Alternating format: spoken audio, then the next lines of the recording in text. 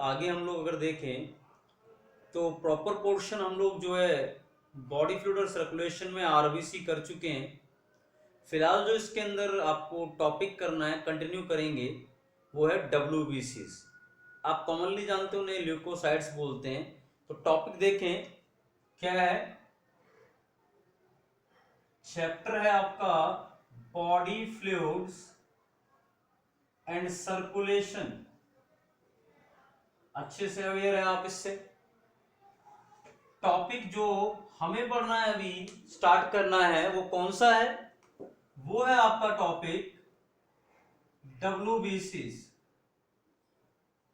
Clear? WBCs, मैं WBCs को याद दिलाऊं तो हम लोग इस नाम से बुलाते हैं, ल्यूकोसाइट्स के नाम से भी बुलाया जाता है अगर आप मेनली WBCs की बात करें। अभी इसमें सबसे इंपॉर्टेंट चीज आपको जो देखनी है और समझनी है WBCs की इंपॉर्टेंट। देखिए WBCs में खास बात क्या होती है, इनके कुछ फीचर्स की अगर बात करूं मैं, WBCs की सबसे पहली इंपॉर्टेंट बात क्या है? These are nucleated.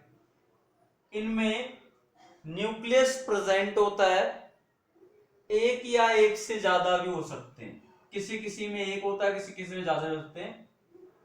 वन और मोर, मतलब मैनी न्यूक्लिएटेड वाले भी हो सकते हैं। उसके बाद दूसरा, WBC का अपना शेप अमीबॉइड शेप, कि ये अमीबा शेप के होते हैं। Amoeba mean simply you can say कोई फिक्स शेप नहीं है, इररेगुलर है। क्या है? Irregular shape. सेकंड चीज कि कोई रेगुलर शेप नहीं है, इररेगुलर शेप है, कोई फिक्स शेप नहीं है। तीसरी चीज इंपॉर्टेंट, आप WBCs को कॉमनली बुलाते हैं soldiers of your body, of the body.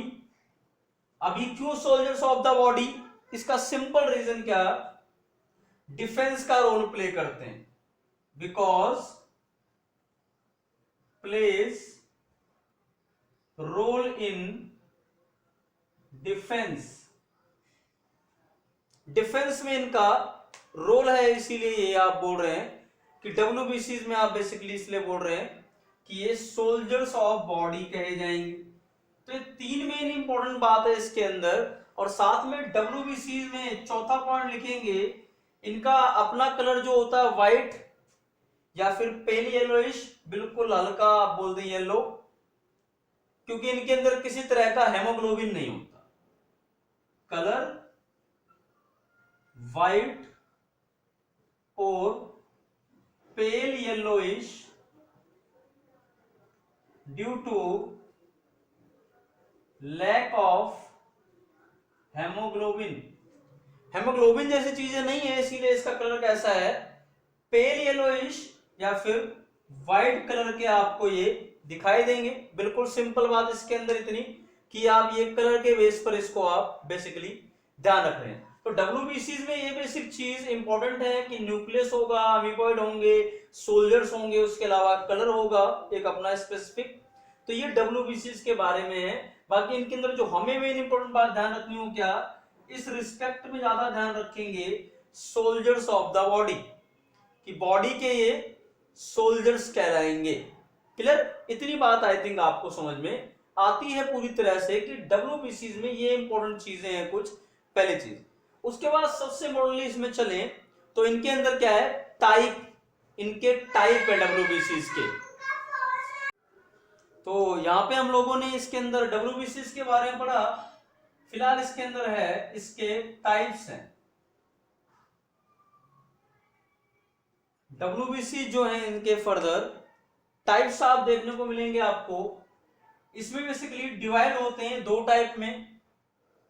एक टाइप है, उसको नाम बुलाते हैं ग्रेनुलोसाइट्स।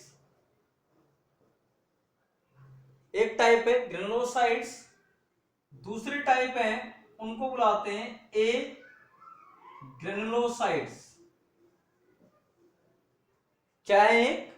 एक है ग्रेनुलोसाइट और एक है ए ग्रेनुलोसाइट। ये दो टाइप आप किसकी बात कर रहे हैं, डब्ल्यूबीसीज की बात कर रहे हैं।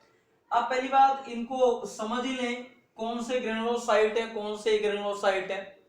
देखिए आप इसको ऐसे बोलेंगे, अगर कोई इनकी अगर मैं बात करूं, अगर कोई डब्ल्यूबीसी है उसके अंदर अगर मैं बात करूं उसकी सेल में अगर राइबोसोम के छोटे छोटे ग्रेन्यूल्स प्रेजेंट हैं, दाने दाने बहुत सारे हैं, मतलब राइबोसोम दानेदार फॉर्म में है, छोटे ग्रेन लाइक स्ट्रक्चर में है और बहुत अच्छा डिस्ट्रीब्यूटेड है, उसे बोल रहे हैं ग्रेनुलोसाइट। तो क्या बोला जा रहा है, हैज राइबोसोमल ग्रेन्यूल्स। ग्रेन्यूल्स मतलब होता है ग्रेन लाइक,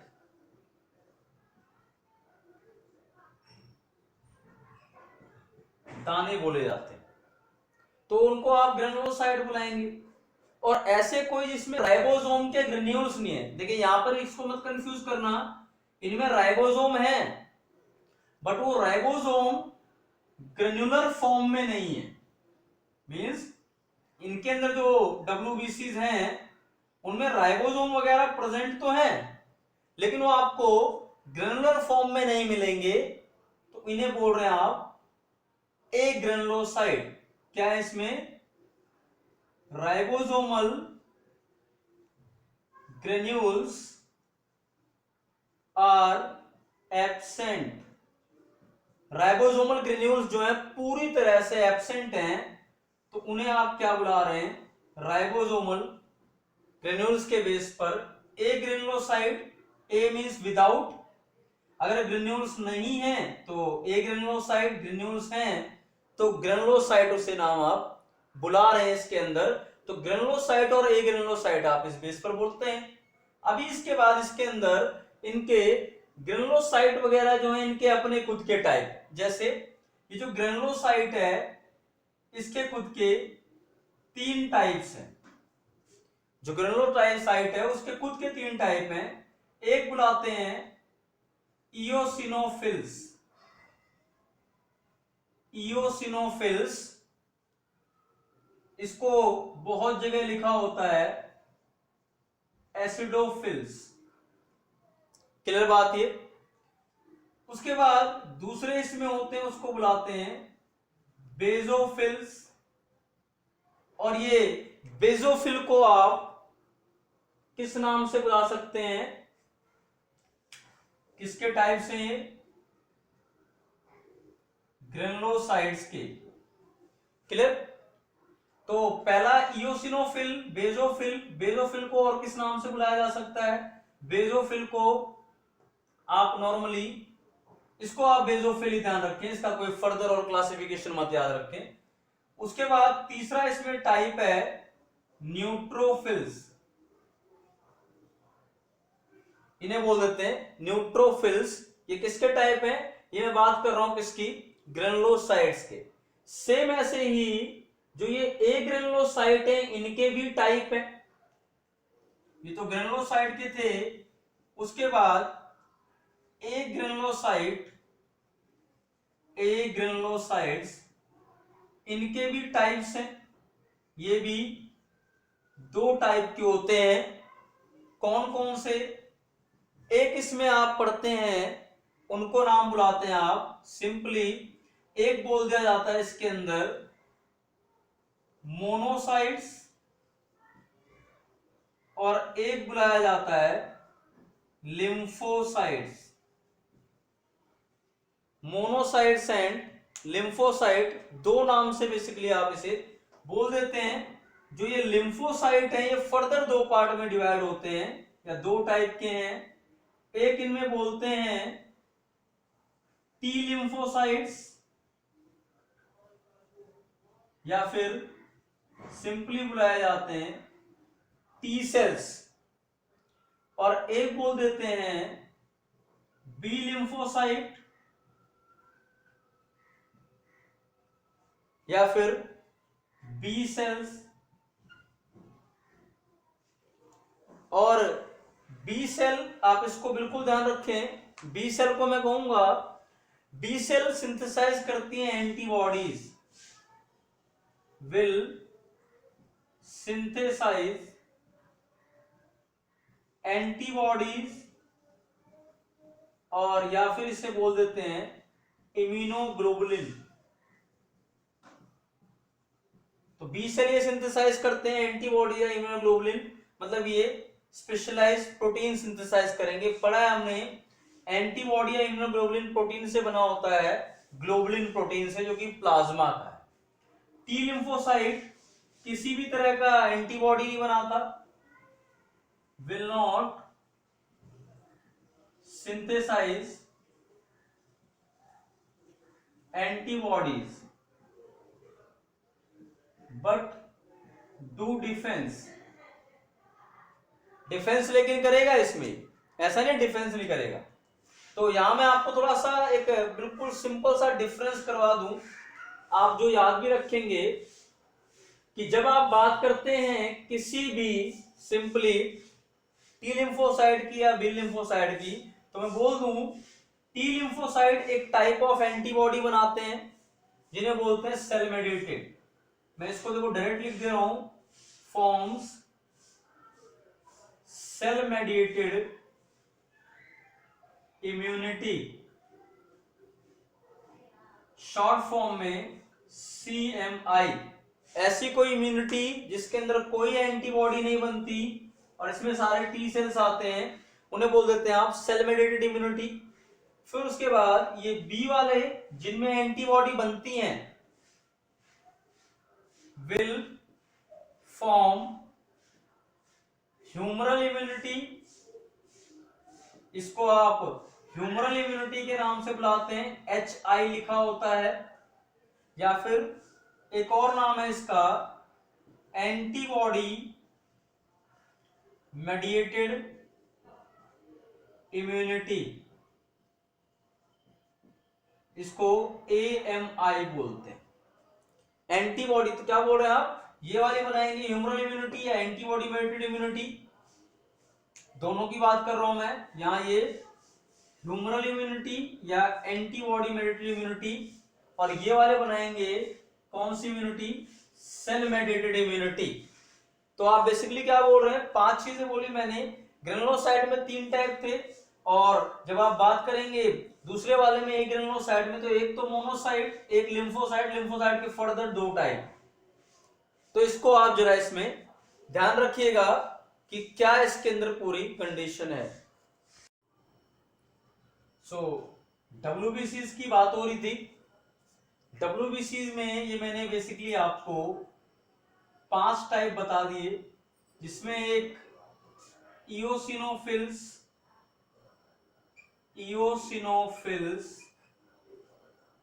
इसे एक नाम और बुलाया गया एसिडोफिल्स। क्लियर। दूसरा आप फिर बोल रहे हैं बेजोफिल्स, तीसरा बुलाया गया न्यूट्रोफिल्स, चौथा बोला जा रहा है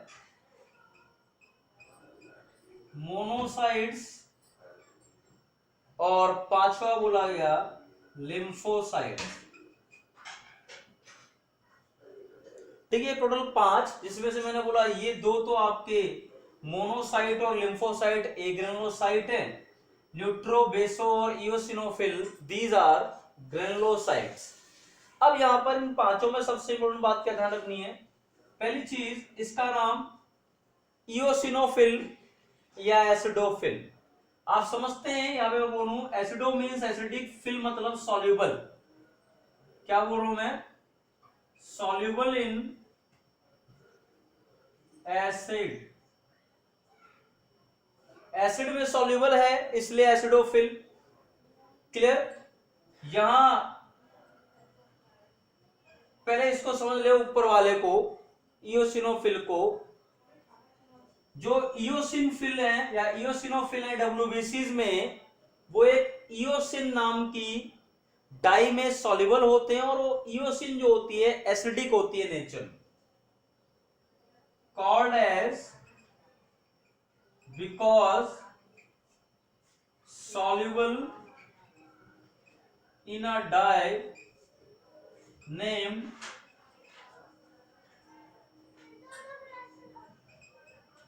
eosin and that is acidic in nature. Nature में एसिडिक होगी इयोसिन, तो इसीलिए इसका नाम इयोसिनोफिल। फिर से अगली जो है मैं बोल रहा हूं बेजोफिल बुलाया जा रहा है। तो बेजोफिल की कंडीशन आप समझें, बेजोफिल क्यों बोला जा रहा है इसे। तो बेजोफिल की अगर बात समझें आप, तो बेजोफिल में आपको मिलेगा ये सॉल्युबल होती है एक बेसिक डाई में, उसका नाम है methylene blue. Soluble in a basic dye name methylene blue. Methylene blue एक बेसिक डाई है जिसमें बेजोफिल सॉल्युबल है। तो बेजोफिल बेसिक डाई में soluble and that's why called as basophils. बिल्कुल सिंपल, कोई इसमें प्रॉब्लम नहीं होगी। आई थिंक आपको बिल्कुल सिंपल चीज बता रहा हूं मैं आपको, तो इसको जरा आप ध्यान रखें। तो इयोसिनोफिल हुआ, बेजोफिल हुआ। फिर न्यूट्रोफिल की बात करें। न्यूट्रोफिल एक डाई में सॉल्युबल होता है, उस डाई का नाम है न्यूट्रल। नेचर नहीं है, नाम है न्यूट्रल डाई। और वो न्यूट्रल डाई जो है वो एक्चुअल में बेसिक होती है नेचर में। क्या है? Soluble in a dye name neutrophil basic in nature. Dye का नाम है neutrophil, sorry neutral dye. Dye का नाम है न्यूट्रल डाई। नाम है न्यूट्रल पर नेचर कैसा है? क्या बोल रहा हूं मैं, इसका नाम जो है न्यूट्रल है, डाई का नाम। क्लियर? इसको यहां क्लियर कर लें। इसका नाम है न्यूट्रल डाई, बट ये डाई खुद क्या है, इसका नेचर कैसा है? Basic nature, basic in nature, nature में बेसिक होती है। तो इयोसिनोफिल, बेजोफिल, न्यूट्रोफिल, इसकी बात हो रही है। तो आप इन तीनों में स्पेशलिटी क्या याद रखेंगे कि ये इयोसिनोफिल, बेजोफिल, न्यूट्रोफिल, जिन्हें मैं अगर कलेक्टिवली बुलाऊं तीनों को, शायद आपको ध्यान है, ग्रेनुलोसाइट्स बोलते हैं। अभी पढ़ा हमने, ग्रेनुलोसाइट्स बोला जा रहा है। तो granulocytes are soluble in dyes. तो डिफरेंट डिफरेंट बेस पर, इसी बेस पर उनका नाम पड़ा हुआ है। और अगर आप इसकी बात करें मोनोसाइट्स की, तो मैं यहां आपको बिल्कुल एक बात क्लियर कर दूं, जो भी ये मोनोसाइट है, लिम्फोसाइट है, these are called as agranulocytes. सबको पता है ये चीज। और ए ग्रेनुलोसाइट की खासियत क्या है, चाहे वो मोनोसाइट हो या लिम्फोसाइट हो, will not soluble in any dye, not soluble in any dye, किसी डाई में सॉल्युबल नहीं होती हैं। तो ये इनकी पांचों की अगर मैं खास बात बोलूं तो पांचों में इनके कुछ सॉल्युबिलिटी के बेस पर इनके नाम वगैरह आप कुछ बुला लेते हैं। पहली चीज सॉल्युबिलिटी वगैरह के बेस पर अगर बोली जाती है, तो that is about 5 types of, आप बोल दे जो भी WBCs की बात की जा रही है। उसके बाद इनका आप अगर सबसे इंपॉर्टेंट देख लें, इनका न्यूक्लियस कैसा होता है। न्यूक्लियस के अलावा इनका जो है आप पूरी WBCs के अंदर अमाउंट कितना कितना है, तो ये भी जरा बात ध्यान रखें आप।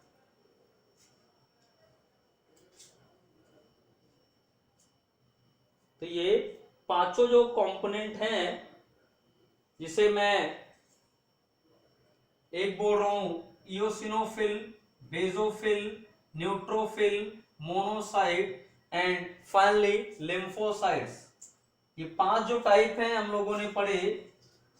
तो इनको जरा आप एक बात ध्यान रख लें इसके अंदर कि जब आप सारे, है ना, सारा WBC कंटेन करते हैं, ये WBCs हैं ये सारे। इन WBCs में आपको कुछ बातें क्या ध्यान रखनी है, वो इंपॉर्टेंट, कि अगर आप सारे WBCs में पूछें या पता करें कि सबसे ज्यादा परसेंटेज कौन सी WBCs का है, या पूरी WBCs जिसका आप नंबर पढ़ते हैं कुछ 6000 to 9000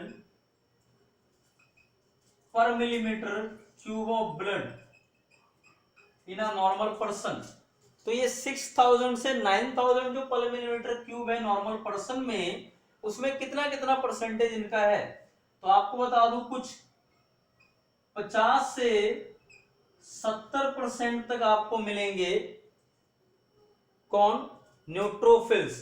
कई जगह कंफ्यूज मत करिएगा, इसमें 60 to 70% हो सकता है, वैसे एग्जैक्टली 50 से 70% होता है टोटल अमाउंट ऑफ न्यूट्रोफिल। सबसे ज्यादा कौन होंगे, न्यूट्रोफिल। उसके बाद सेकंड नंबर पर जो परसेंटेज आएगी इसकी आएगी, इसकी होती है 15 से 20%, कि जितना भी WBC है उसका 15 to 20% लिम्फोसाइट्स हैं या होंगे, 50 to 70% कौन होंगे, न्यूट्रोफिल्स।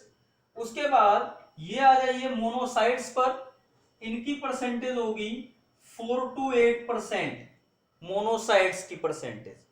फिर आगे चले, इसके अंदर आपको मिलेगा, फिर आएगा फोर्थ नंबर पर इओसिनोफिल, इसकी परसेंट होगी 2 से 4%, टोटल इतनी ही परसेंटेज होती है।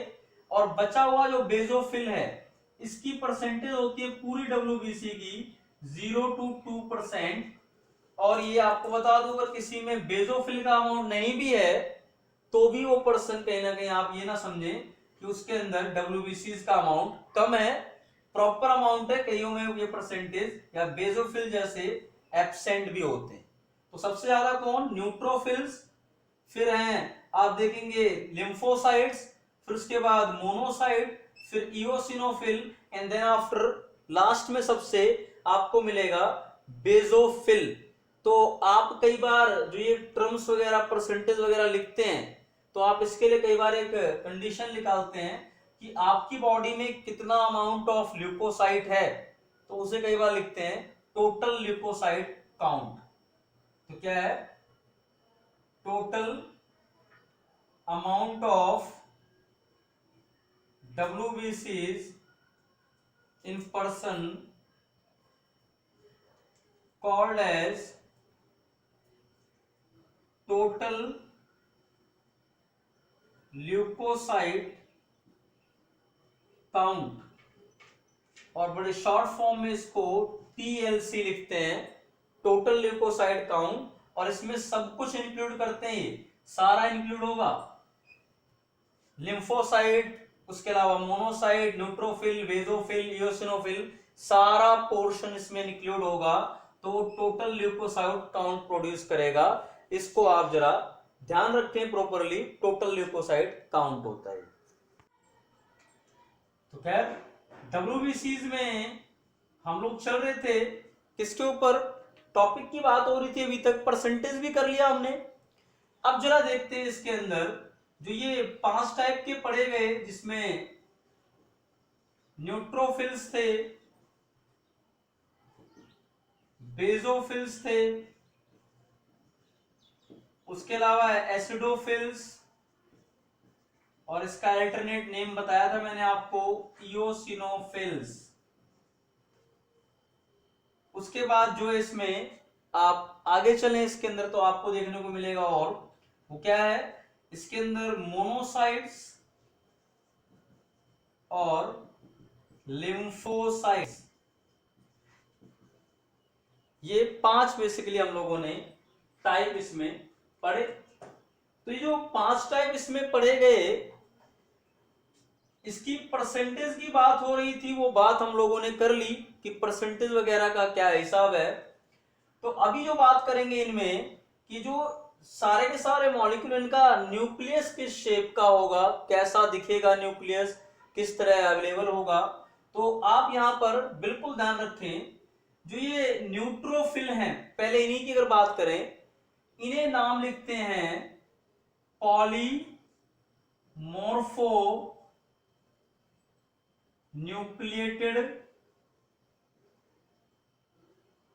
ल्यूकोसाइट्स। क्या है?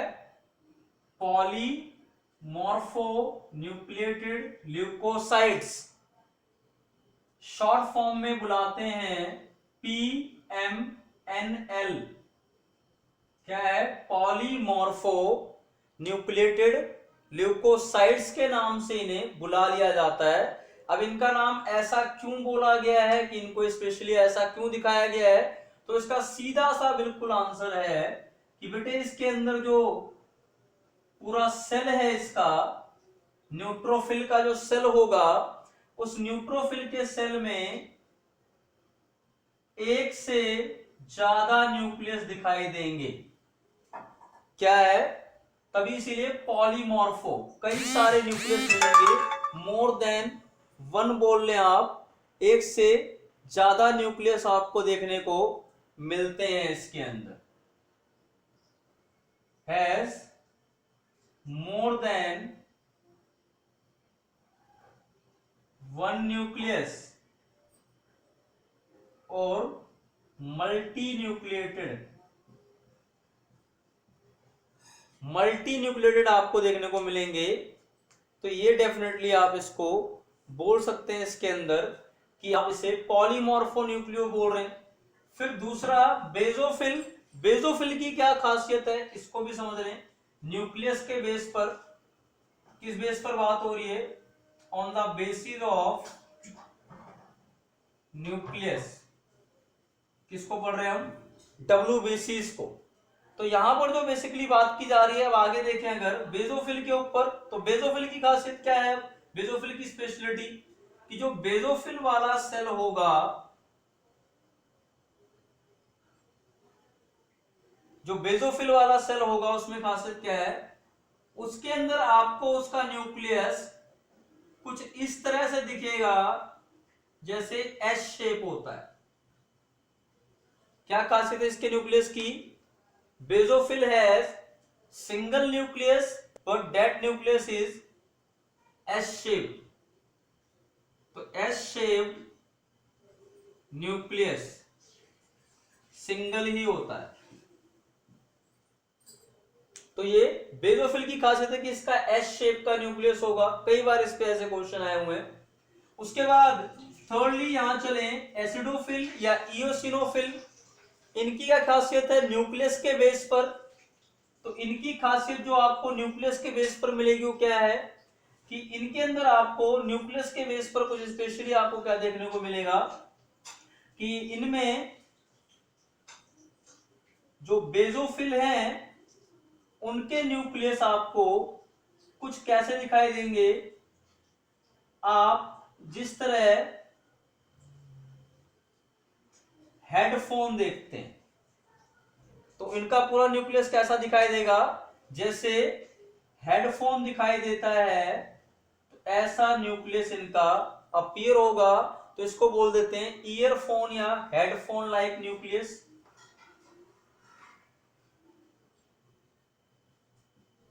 ईयरफोन और headphone like nucleus. Nucleus single ही होता है, सिंगल न्यूक्लियस, सिंगल ही है न्यूक्लियस। तो ये इनकी बात हो रही है एसिडोफिल्स की। आगे देखें इसके अंदर कि मोनोसाइट और लिम्फोसाइट की क्या खासियत है। तो इसको जरा आप देखें कि मोनोसाइट और लिम्फोसाइट की क्या स्पेशलिटी है। क्लियर? ये पूरी चीज आपको समझ में आती है। फिर आगे चलते हैं मोनोसाइट और दूसरा जो है लिम्फोसाइट के न्यूक्लियस के ऊपर। तो स्पेसिफिकली यहां देखें तो क्या है, तो अगला जो टॉपिक है हम लोग बात कर रहे हैं मोनोसाइट्स। तो मोनोसाइट्स की बात की जा रही है, तो मोनोसाइट के ऊपर देखें। देखिए सेल तो सबका अमीबॉइड शेप होगा। अब याद क्या रखेंगे कि मोनोसाइट का न्यूक्लियस होता तो स्फेरिकल है। कि जो न्यूक्लियस है इसका कैसा दिखेगा, spherical nucleus, spherical shape nucleus दिखेगा तो ऐसा ही। लेकिन इसकी स्पेशलिटी और क्या मिलेगी कि जो पूरा सेल है, पूरे सेल का जितना वॉल्यूम है कुछ 70 to 80% कौन होगा, न्यूक्लियस ही ऑक्यूपाई करेगा। Nucleus occupies 70 to 80% of total volume of the cell।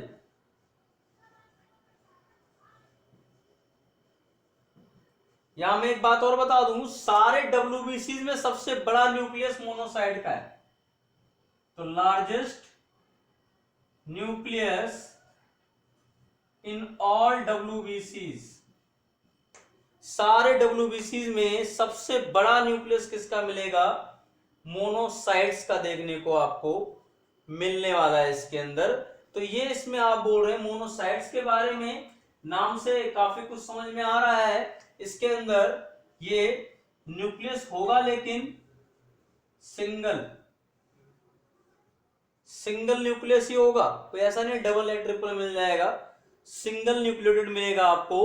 तो ये मैं बोल रहा हूं मोनोसाइट्स के बारे में। फिर उसके बाद इसके अंदर आगे देखें, लिम्फोसाइट्स के बारे में भी थोड़ा सा आप समझ लें।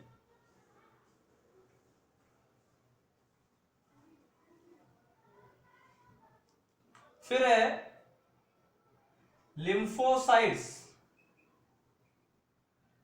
लिम्फोसाइट्स अभी इनके अंदर दो पढ़े हमने, एक तो टी लिम्फोसाइट्स या जिसे मैं बोल रहा था टी सेल्स, दूसरा पढ़ा बी लिम्फोसाइट्स या फिर बी सेल्स। ये नाम है टी लिम्फोसाइट या टी सेल, बी लिम्फोसाइट या फिर बी सेल बोला जा रहा है इनको नाम। अब यहां पर इनके न्यूक्लियस के बेस पर मैं यहां बता दूं, ये सारे भी मोनोन्यूक्लियोटाइड होते हैं, single nucleus.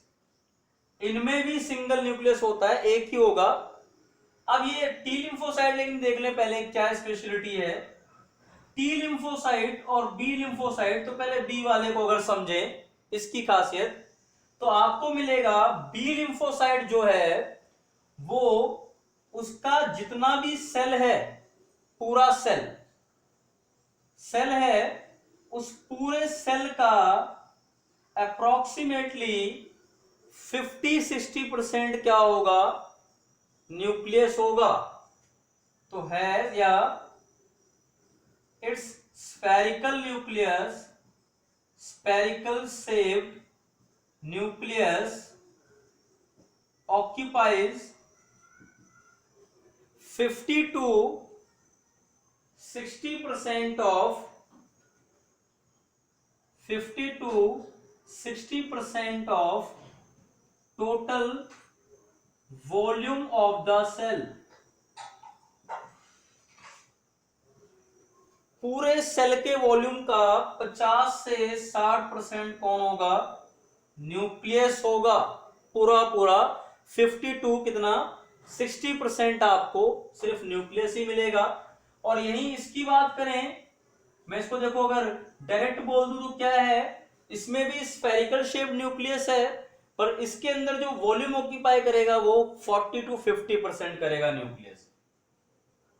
It's nucleus also spherical and occupies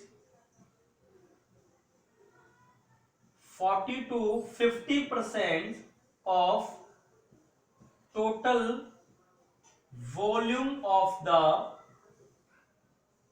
cell। Total volume of the cell जो ये ऑक्यूपाई करने वाला है। तो यहां जो बात की जा रही है प्रॉपरली आप देखें तो पूरा इसके अंदर हम लोग अगर देखें ध्यान से तो पूरा ये सारा जो WBCs का मेन पोर्शन है, WBCs का जो मेन पोर्शन है कि भाई WBCs जो हैं वो किस किस तरह से होंगे, कैसे परसेंटेज होगी, तो मेन इंट्रोडक्शन है WBCs का ये पूरा यहाँ पे हम लोगों ने कर लिया है। थोड़ा सा आप इसको प्रॉपरली कर लीजिएगा, बाकी इसके अंदर हम अगली क्लास में कंटिन्यू करेंगे। तब तक के लिए आप इसको पूरा कंप्लीट करके रखिएगा। Thank you. तो यहाँ पर क्वेश्चंस हैं कुछ जो कि आपके बॉडी फ्लूइड्स एंड सर्कुलेशन से लिंक्ड हैं। अब मैं कोशिश कर रहा हूं कि हर वीडियो के एंड में आपको कुछ 5-6 क्वेश्चन मिल जाएं जिससे आपको थोड़ी प्रैक्टिस हो जाए। तो यहाँ पे पहला क्वेश्चन है, इसके अंदर अगर आप देखें लिखा हुआ है both erythrocytes and leucocytes are formed in. तो डेफिनेटली अगर बात करें आप तो इरिथ्रोसाइट्स और ल्यूकोसाइट दोनों किस में बनते हैं, तो मैं बिल्कुल यहाँ पे बता दूं आपको। तो आपको मिलेगा देखने को इसका ऑप्शन में से करेक्ट होगा bone marrow, that is option second B. क्यों है ऐसा? इकलौता बोन मैरो ऐसा जिसमें सारी की सारी ब्लड सेल्स बनेंगी, बाकी लिम्फ नोड में खाली आप बोलेंगे लिम्फ बनेगा और लिम्फ में कभी भी इरिथ्रोसाइट नहीं होते। थाइमस ग्लैंड में सिर्फ और सिर्फ टी सेल मैच्योर होते हैं, वो टाइप है WBCs के या ल्यूकोसाइट्स के। और आर्टेरियल वॉल्स में ऐसी कोई सिंथेसिस होनी ही नहीं है। तो इसको आप क्या बोल देंगे? Correct option is second, that is bone marrow. Question second है। क्वेश्चन सेकंड क्या है अगर आप देखें इसके अंदर, तो वो है major part of the plasma consist of. इसका बिल्कुल देखो सिंपल आंसर है, आपको पता है मेजरली प्लाज्मा की अगर बात करेंगे तो आपको उसमें कुछ 90 से 92% वाटर मिलेगा। तो करेक्ट ऑप्शन कौन सा है? डी है, 90 से 92% वाटर, जो कि प्लाज्मा का पोर्शन है। यहाँ पे ब्लड सेल्स आपको कंफ्यूज करने के लिए दिया हुआ है। Blood cells are not part of blood plasma, these are formed elements. Clear बात ये पूरी? That is your question. Question number third है, compare to blood our lymph has. First option है इसके अंदर more RBCs and less WBCs। देखो मैं आपको एक बिल्कुल सिंपली इसके अंदर बात बता दूं कि जब आप बात करेंगे लिम्फ की और ब्लड की, तो ब्लड के अंदर जो कंपोनेंट होता है वो आपको मिलेगा, प्लाज्मा होता है, RBC होता है, WBC होता है, प्लेटलेट्स होता है। बट अगर आप बात करेंगे किसी लिम्फ की, तो लिम्फ में कोई भी RBC नहीं होती। लिम्फ में कभी भी RBC प्रेजेंट नहीं होगी। तो पहला ऑप्शन तो बिल्कुल गलत ही दिख रहा है आपको। सेकंड कि इसके अंदर प्लाज्मा होता ही नहीं है लिम्फ में, ऐसा बिल्कुल नहीं है। सिर्फ RBC नहीं होती, बाकी सब होता है जितना ब्लड में होता है। उसके बाद विदाउट प्रोटीन, ये भी गलत ऑप्शन है। Lymph has more WBCs compare to, अगर आप बात करेंगे आप ब्लड के अगर कंपैरिजन में लिम्फ को लेंगे तो लिम्फ के पास WBC का अमाउंट बहुत ज्यादा होता है कंपेयर टू ब्लड, और RBC होती ही नहीं है। क्लियर बात ये? तो क्वेश्चन नंबर फोर्थ है, globulin contained in human blood plasma are primary involve in. Clotting of blood की बात करेंगे तो फिब्रिनोजन। अगर ऑस्मोटिक बैलेंस की बात करेंगे तो आपको देखने को मिलेगा इसके अंदर, आप हमेशा प्रोटीन की बात करेंगे वो है एल्बुमिन। ऑक्सीजन ट्रांसपोर्ट बिल्कुल क्लियर, RBC और हेमोग्लोबिन। तो यहां पर ग्लोबुलिन आपने पढ़ा हुआ है, इम्यूनोग्लोबुलिन या एंटीबॉडीज। तो इसका करेक्ट आंसर कौन सा होगा? ऑप्शन बी, डिफेंस मैकेनिज्म में। क्लियर बात ये? That is question number first question of this video. Question number fifth, graveyard in RBCs is. आपको बताया था मैंने, ग्रेवयार्ड और रिजर्वायर दोनों बुलाए जाते हैं। ग्रेवयार्ड मींस कब्रिस्तान, जहां पे आके RBC मरती हैं 120 दिन होने के बाद। दैट इज कंप्लीटली, बिल्कुल ध्यान रखिएगा, only spleen. Spleen is called as graveyard of RBCs। That is about questions related to body fluid and circulation. अब मैं कोशिश करूंगा कि वीडियो के लास्ट में आपको क्वेश्चंस भी अवेलेबल हों, तो प्लीज इसको आप धीरे धीरे करते रहिएगा। लास्ट में इसके आपको एक पूरी बॉडी फ्लूइड एंड सर्कुलेशन की मर्ज वीडियो मिलेगी क्वेश्चंस की। क्लियर बात ये? तो ध्यान रखिएगा, पढ़ते रहिएगा। धन्यवाद।